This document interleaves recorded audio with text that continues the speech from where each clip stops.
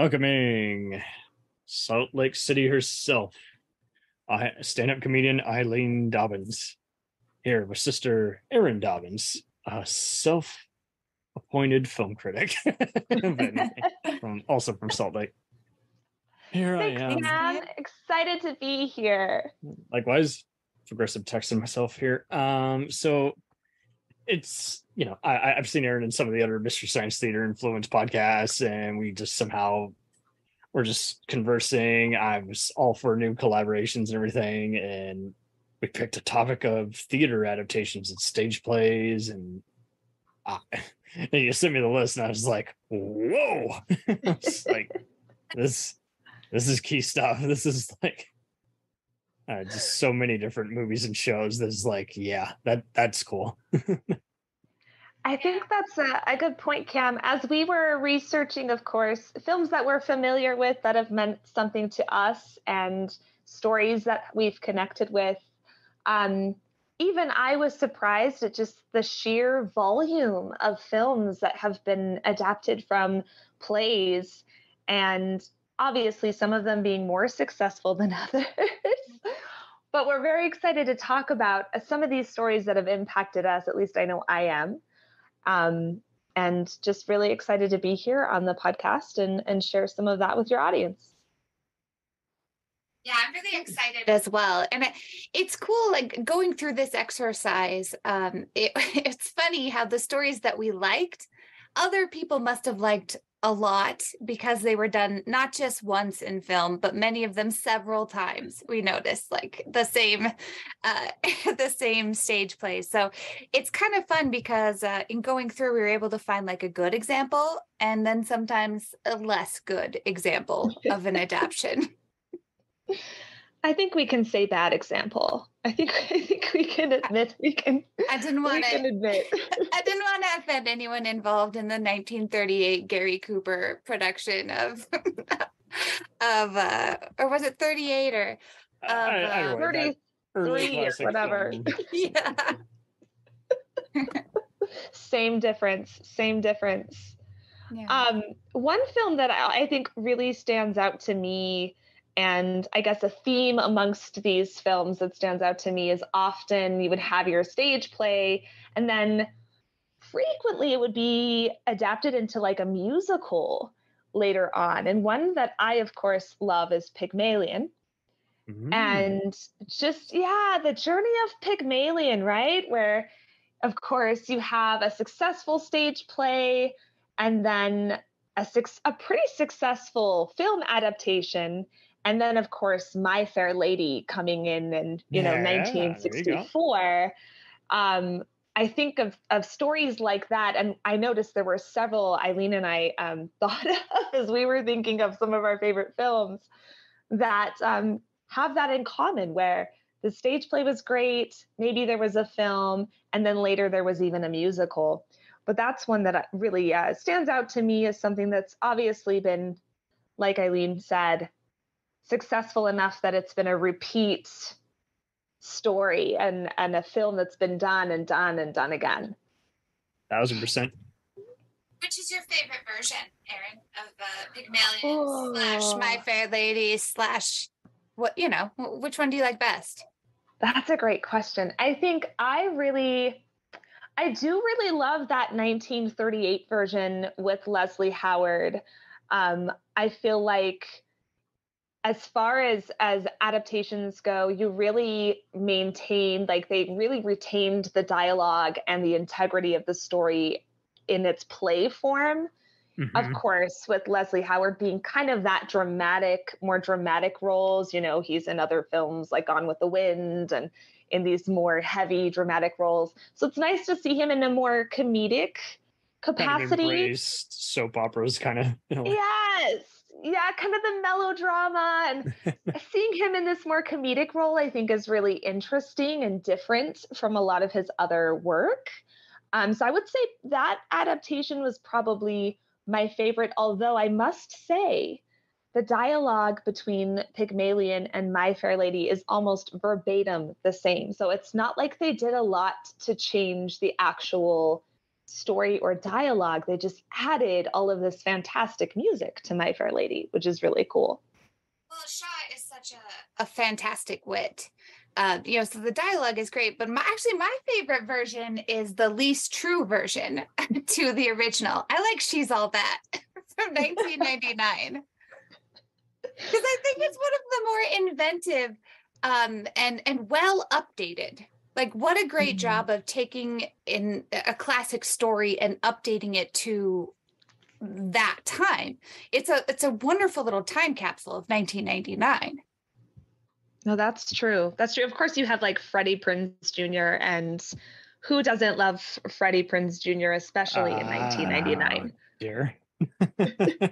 I'm pretty sure no one liked him working on Wing Commander, but that's a whole different story. But I know what you mean. I get it. He was a 90s kid. There's a lot of these 90s where they were actually able to actually kind of promote these kinds of productions. Yeah, a lot of classic adaptations in the 90s of like literature, like Clueless. That was a Jane Austen, right? Mm-hmm. That's Emma? Yeah, Emma. Yep, they did Emma. I feel like they also revisited Pride and Prejudice. They were doing a lot of revisiting of those like Regency and historic kind of period pieces in the 90s. 10 Things I Hate About You, which is on my list later, actually, because I don't know if that's a good transition into our next story or not, but it pretty much is. No, it's fine. We're done with Pygmalion, right? The taming of the podcast. Yeah, no. Yeah, get tamed podcast. The taming of the shrew. Obviously, you don't get much more classic than Shakespeare in English, right? Done many, many times. We've all seen Shakespeare in the Park, right? That's a famous Shakespeare in the Park one. So to see it turned into a musical for the stage is just what a fantastic idea. I like the musical version better than the Shakespeare version because there's some the woman. There's some dynamics in the taming of the shrew that are just kind of like they haven't worn well, maybe in the last. I mean, there's always unfortunately going to be, especially if they're doing a kingdom set kind of period, there's going to be some guys like very self-centered or just, taking advantage of people or even just abusing his privilege. And you go, wow, what different standards we had in those different days. But yeah. Very true. Have you guys... The musical makes it more lighthearted. Something about putting the music in there just makes palatable. It more fun. Yeah. Totally palatable. Have you guys, by any chance, seen the Sunset Limited? That was one of my picks. Ooh, no. It's Cormac McCarthy's a like it or hate it, but yeah, it was a single location stage play, two guys trying to get over their just complete character differences, various biases, just directed, adapted, and co-starring Tommy Lee Jones. He co-stars against Sam Jackson and premiered on HBO. It's 2011, really engrossing. And like many of these plays, we can get trivial on whether or not, they're just filming a play versus properly adapting it. But it is very engaging. And from that alone, I think most viewers will be able to tune into it. Do you have like a favorite scene, Cam, or like something that really stands out to you about the story? It's really hard because like it's literally one giant long scene. Oh, wow. A better one might be David Mamet adapting his own play Oleana, which stars William H. Macy and Deborah Eisenstadt. And much like Hitchcock's Rope, you get these two people just arguing for the one single room the entire time. You can probably find it on Stars. It comes on there every once in a while, but it is really magnetic dialogue. It's just a student literally just angry at her professor, and she's like, why the hell did you fail me? And it just like they insist, like they sort out the differences and everything, and it's just so interesting how they were able to make this just so enlightening. You don't really like either person, but you understand them like typical Mamet style. So I love that. It's amazing to me what can be done sometimes with just like a single room set. Yeah. As long as they have the right dialogue and the Let right the air out. story. Yeah. Walk in. Where does the whole scene like begin? Where does it end? How does it even work? Is it one well-oiled factory, or is it? Yeah. They really have to rely on like the use of props too, and be like really strategic, I think, with props. So it's always interesting, I think, to see an adaptation like that. Yeah, because it's really dependent on the acting at that point. You can't forget where you are in the scene. You can't right away from it. Yeah. I love that. I love that. I feel like of course, along a similar vein with like dialogue and the setting of the story, you have films and stories like The Man Who Came to Dinner, which of course, right? God. Like there's a man, is he injured? We don't really know. But he's in this room basically for the whole story. And then all of these other characters are revolving around him. Now, which version do you like? Do you like the Betty Davis version? Oh, yeah. I love the Betty Davis version. I just feel like Monty Woolley has one of those faces that is made for that part. I gave this a like 10. Made to be this like really old man, right? Yeah. You can find this on HBO Max for those who want to look at this one. Yes. It's a great Christmas movie. Like when you get sick of all the other holiday movies and want to watch something that's actually entertaining, The Man Who Came to Dinner. Jimmy Durante has trouble really playing anyone else besides Jimmy Durante, but yeah, other than that, it's a pretty cool cast. And like you say, very pleasant, kind of like White Christmas almost in a way. It's like it's easy to kind of people who want an older movie will be able to get into it, while people who aren't as into those may still find cultural semblance in it. So it's interesting how we have to introduce certain stuff and sometimes give a cliff notes to brace everyone. But that's a really good point. It is there are a lot of really witty dialogue exchanges, which I think keeps it upbeat and keeps it from getting at any point like sagging, if that makes sense. Yes, yeah. And they're making every shot count, and I love that. I love that. Did you guys ever perform Greater Tuna or follow any revivals of that stage play? No. Okay, so this one's story is very loose. It's been performed. I think comedic actor Bill Irwin or Ron Williams might have done a version of it, but I've seen so many taped versions of this. I would love to see someone actually adapt it, but it's one of those, it's very difficult because it's two performers and they're playing an ensemble of like a dozen different characters, like giving each other enough time to transition and come out of their, wardrobe department with a new suit and a new persona ready to go. So I love that sort of thing. It's like what you would picture Martin Short doing on Broadway. Yes. Not a popular comedian like Eddie Murphy doing it. This is more like, just someone who literally had to, like, sometimes they have to go back to playing a character from a previous scene. So it's a great acting challenge while also being a very, just having the nuts and bolts of a typical play. Altogether, I mean, it was one of 4 different ones.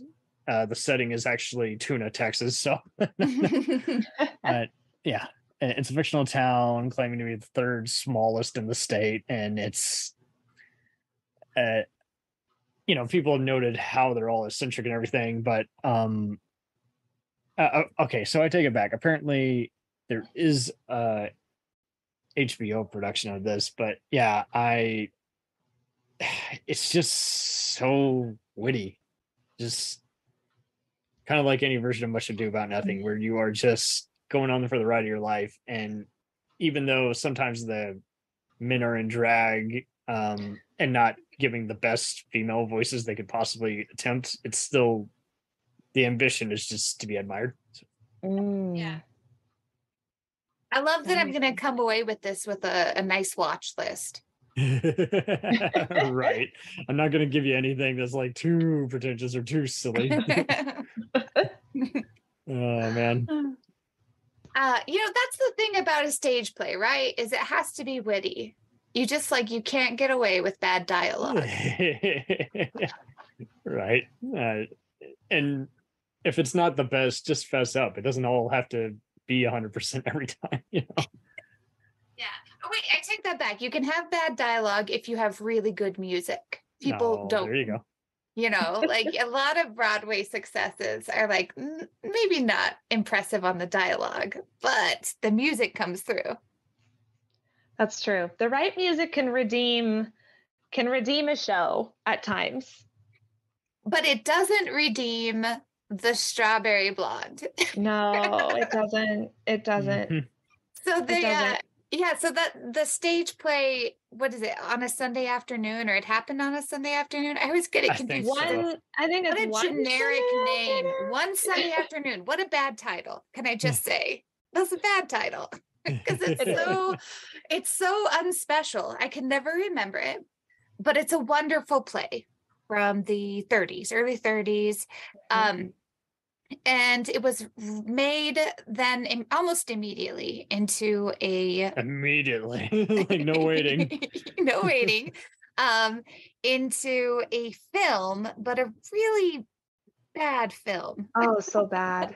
So bad. It's not as bad as Baby Doll by Arthur Miller, is it? No? Okay. But not a different kind of bad. Maybe not. I mean, Gary Cooper is doing the least in this. You know what I mean? Like the least amount. I always got a drift of him. He's a soldier first and an actor second. He can say him on time, but he never really becomes the character. But it was back when we were like, oh my God, lights, camera. Yeah, he actually is Sergeant York and no one else. There you go. Yeah. Yes. Yeah, it's just bad. It's not fun at all is the problem with that movie. It loses all of the fun of the original stage play, which is, a lighthearted fable of I think fable is how it's described. I feel like it's also kind of like an homage to an earlier time, right? It's one of those period pieces that kind of emphasizes the romantic aspects of the turn of the century, which was a very popular thing to do in the 1930s. So I feel like it loses that magic when Gary Cooper's in it for some reason. It's just not an engaging story. We'll return after these messages.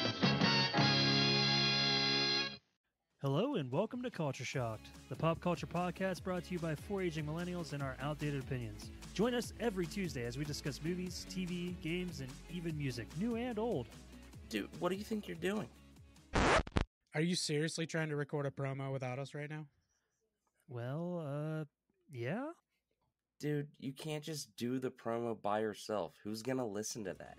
Yeah, and you probably haven't even told them that we're a pop culture podcast where we always agree on everything.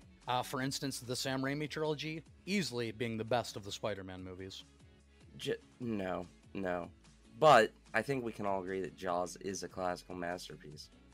Nope, don't like that. But we do all agree that the sequel trilogy of Star Wars is the best in the Skywalker saga, right, guys?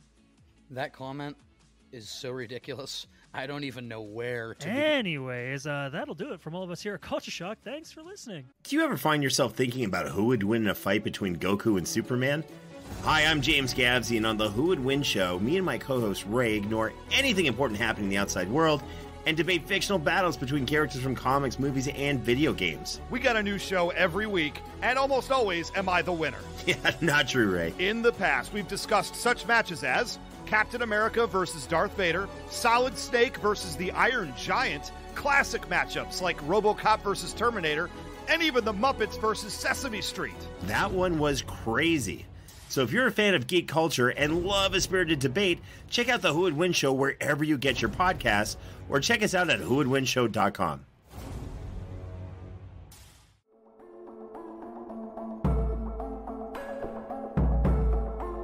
We let things pile up in the DVR, we add them to our queues, we wait for the DVDs and Blu-rays.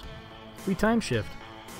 The Time Shifters Podcast. Sci-fi, horror, fantasy, superheroes, comedy, action, film, television, maybe some not-so-current events.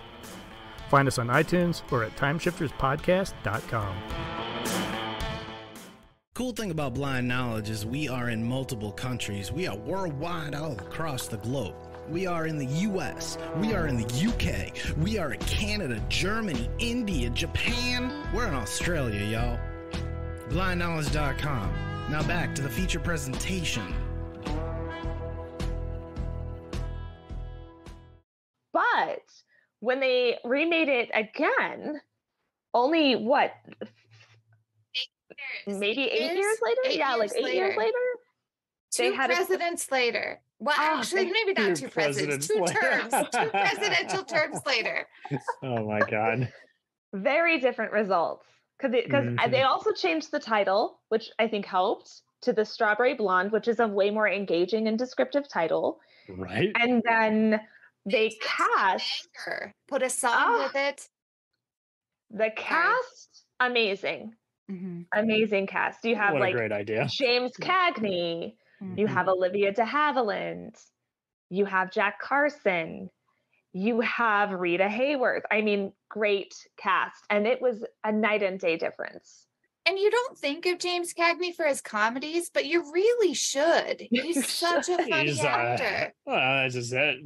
And at first I never understood it. I was like, wow, isn't he the guy who often plays, a tough guy? And then people would often note he kind of, I don't think he would reinvented, but just popularized the whole, where do I walk in the scene? How do I stand? And it's like, and we all forget that we're often thinking about dialogue and everything. And yeah, kudos to him for really going to town, and he can actually sing pretty decent.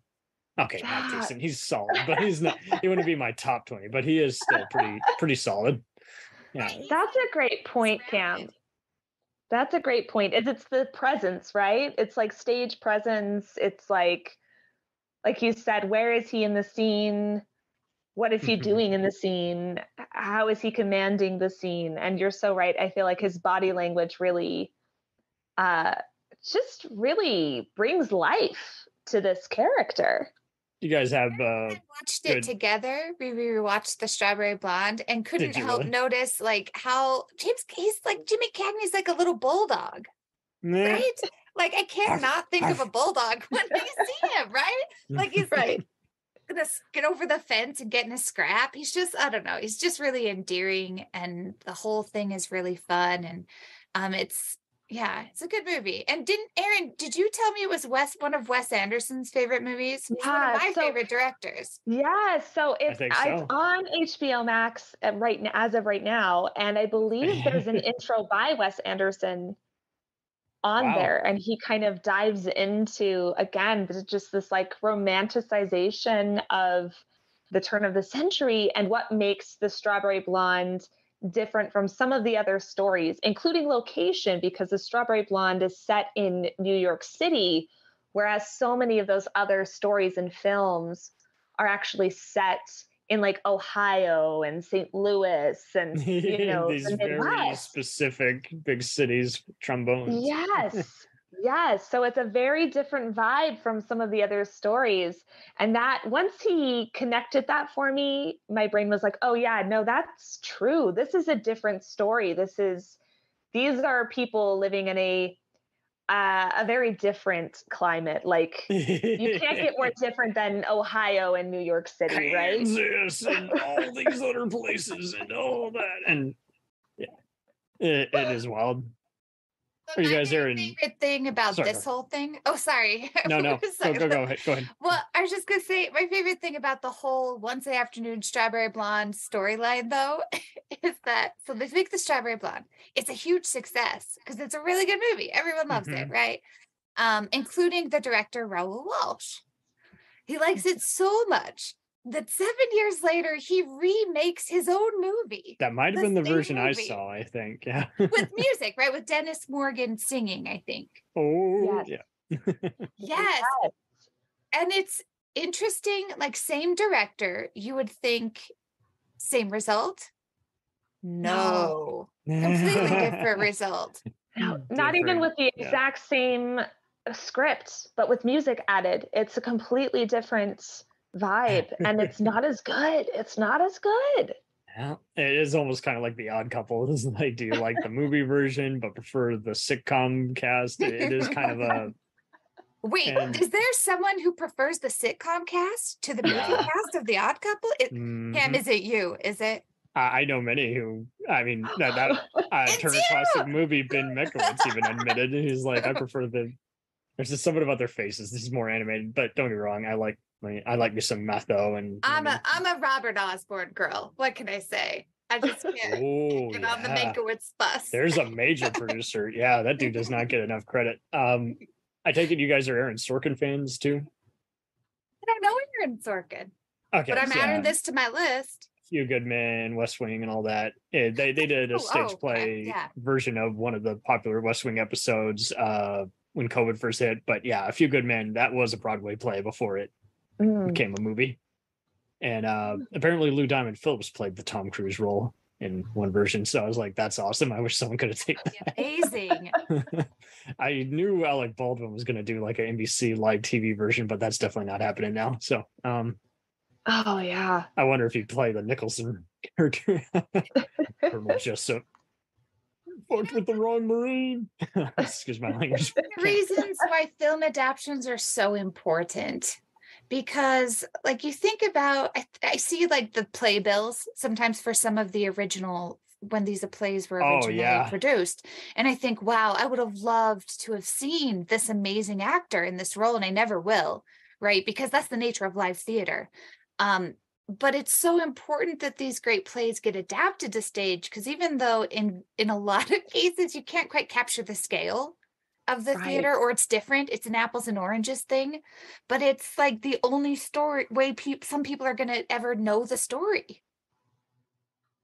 Yeah, totally. There are times where sometimes they do so good with the performances. It's like, I still feel like I'm missing complete understanding of how these characters work and what have you. There are some Hallmark plays where you can often find someone like a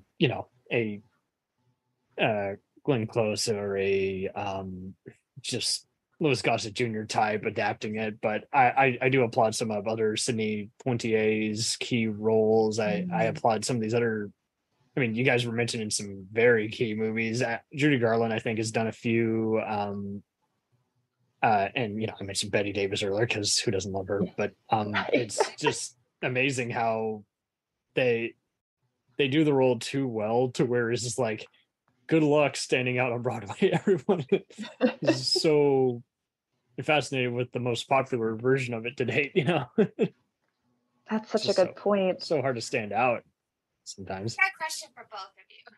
Yes. If you could travel back in time to see a stage version, you have like one ticket. You can't go back in time and do anything useful.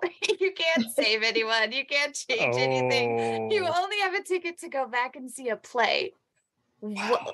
What would it be? Like, for me, I'd want to see the original Peter Pan.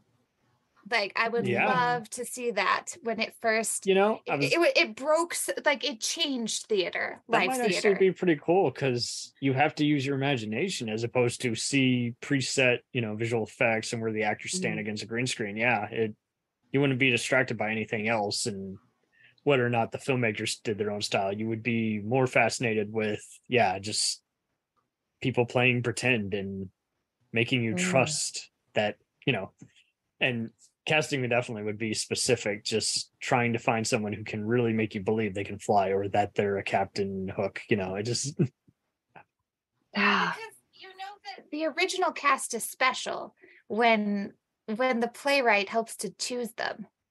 Like that's special. That's who they see as the character. So I feel like there's something cool whenever you can see an original cast. I agree with that.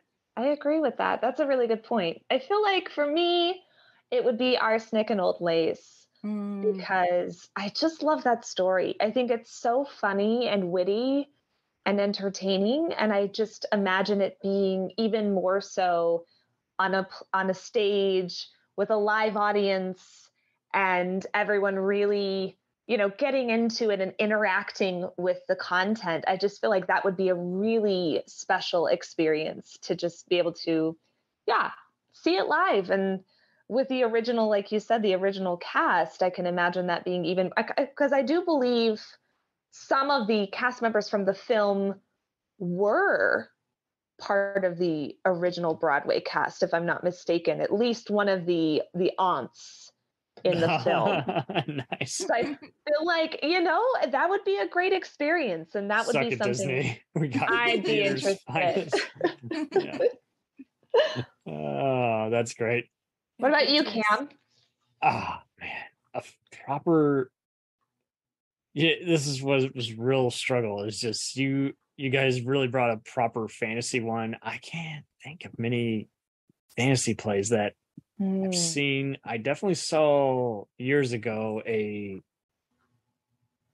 Treasure Island kind of local cats theater play.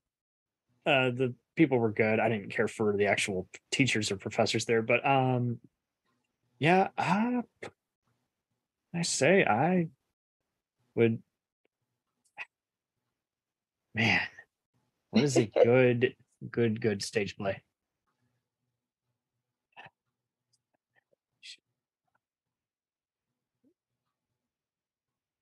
Jeez, I don't want to leave you guys hanging. We'll probably go with Cabaret. Oh, great choice. Wasn't that seasons too? But yeah, go ahead, sir. Well, I was just gonna say, was that Liza Minnelli's breakout role? Definitely one of the first. There was. She had a couple. She had what is it? The Sterile Cuckoo. Was that around the same time? The Sterile Cuckoo. What a title! You're right. I'm not familiar with that one. But... there was also Streetcar Named Desire. I mean, it's not pleasant, but it is a good one. But I know what you mean. It's interesting how these plays are constantly readapted. There's always kind of like Death of a Salesman, some local production of it, and it's not even a special block anymore. Many people are just willing to go and readapt it. Yeah, so true. Like everyone's been in a production of Guys and Dolls, right? Isn't that that's Annie. true. And Annie. Yeah, there was I think one with Angela Lansbury as the groundskeeper. I guess that was probably a better one. I know there's other versions of it from late 90s, early 2000s that be on the Wonderful World of Disney. We don't talk about the Jamie Foxx one. Oh my God, that's bad. Oh. Why do you do this, Jamie Foxx? For the money. Some people, if it's, try anything once, maybe it's one of those things where it's like, just gonna give it a shot, see what happens. But often it falls flat, right? Again, it's that SAG. There you go. Okay.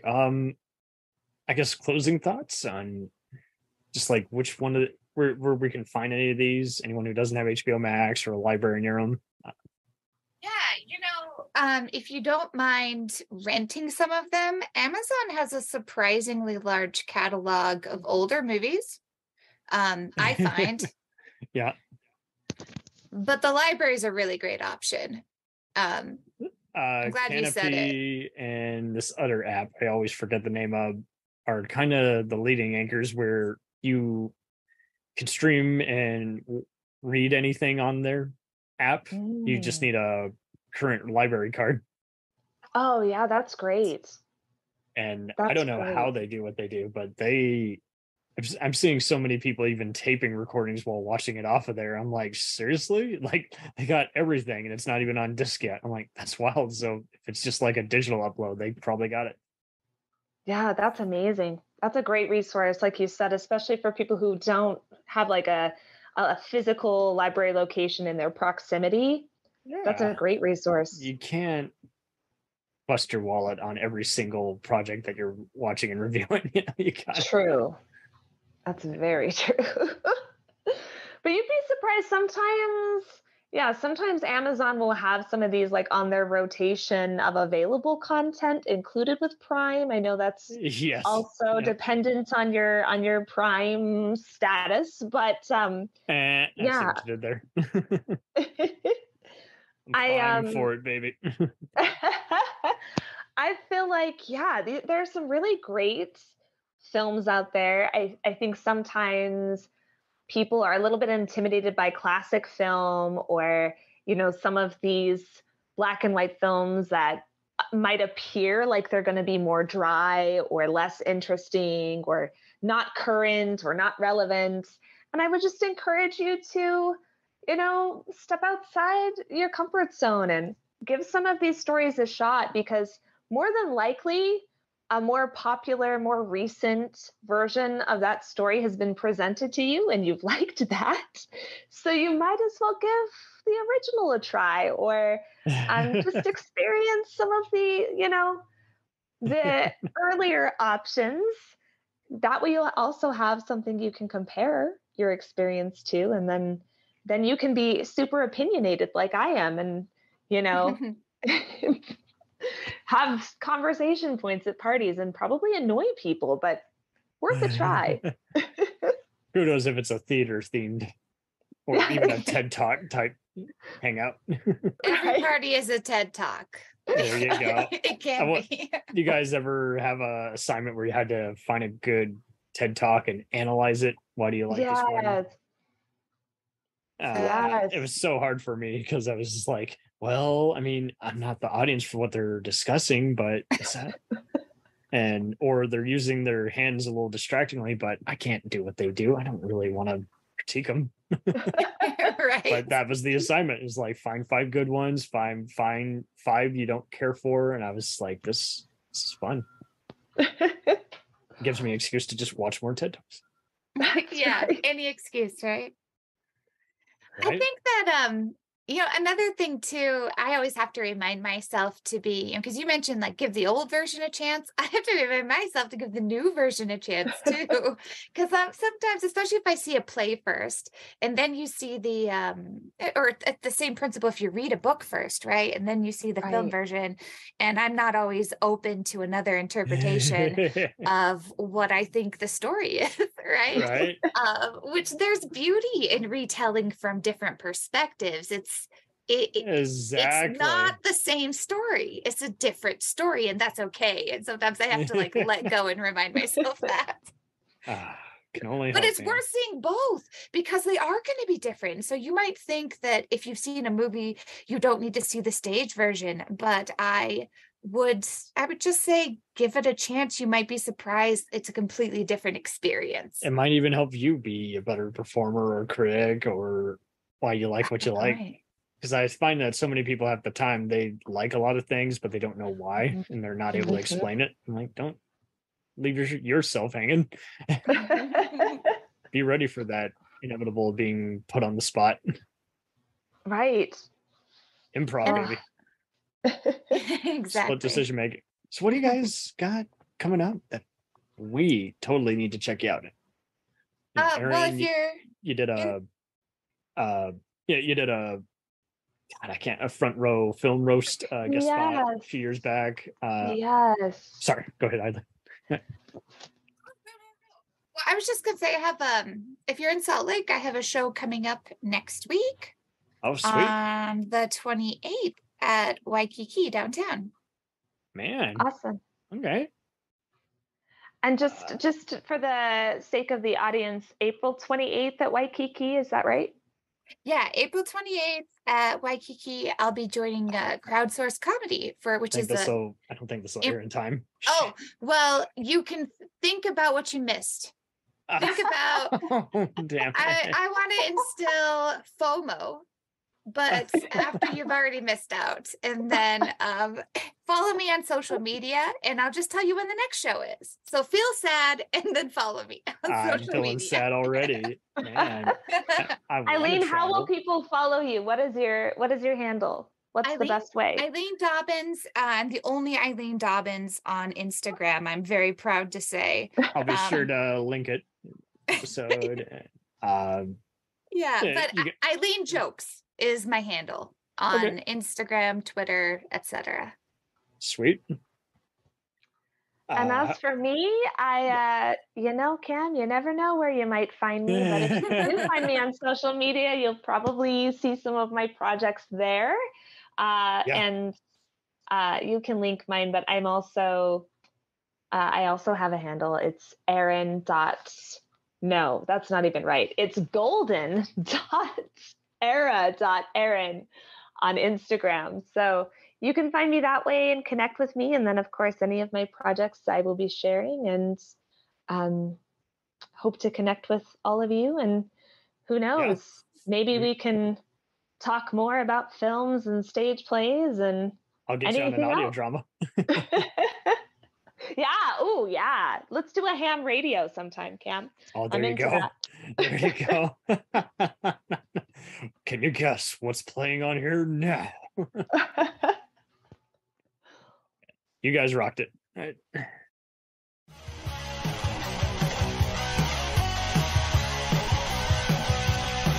Follow us on the web on Facebook, Twitter, and Instagram.